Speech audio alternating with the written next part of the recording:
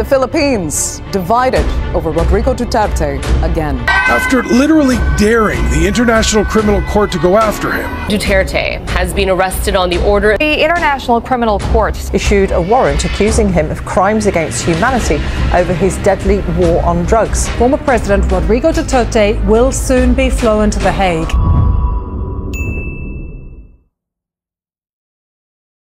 Nahaharap sa kasong crimes against humanity si dating Pangulong Rodrigo Duterte sa International Criminal Court o ICC dahil sa brutal na war on drugs. Ang tanong, mahahatulan ba siyang guilty o mapapawalang sala?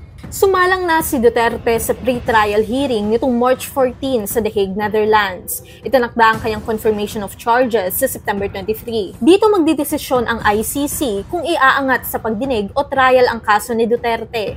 Ilang world leaders, warlords at militia officers na ang sumalang sa ICC. Ilan sa kanila ang na-convict habang ang ilan naman ay na-acquit.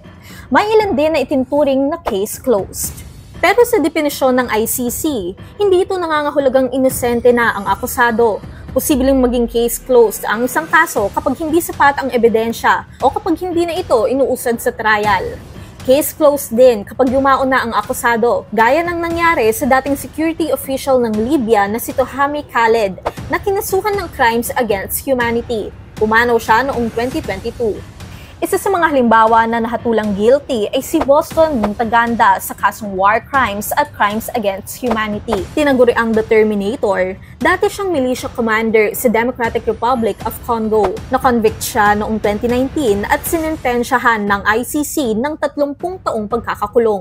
Isa naman si Jean-Pierre Bemba, ang dating vice-presidente ng Democratic Republic of Congo sa mga napawalang sala sa ICC. Kinasuhan siya ng war crimes at crimes against humanity pero na-acquit noong 2018 matapos hindi sapat na napatunayan ng prosecutor ang kanyang mga sala. Inaresto ng ICC si Duterte noong March 14 sa Pilipinas sa bisa ng arrest warrant. Pero may ibang world leaders na may arrest warrant na rin, ngunit hindi pa rin nadadampot ng ICC o mga at-large gaya ni na Russia President Vladimir Putin at Israel Prime Minister Benjamin Netanyahu na kapwa kinasuhan ng war crimes at crimes against humanity. Sa kasalukuyan, 26 na individual ang kinasuhan ng crimes against humanity ng ICC. 7 ang nasa kustudiya ng tribunal, kabilang si Duterte, habang 7 rin ang case closed. 6 ang at-large, 4 ang na-acquit at 2 ang na-convict. Bago ang trial, posible ang interim release o pansamantalang paglaya ni Duterte kung aprobahan ng ICC sakaling humiling ang kanyang kampo.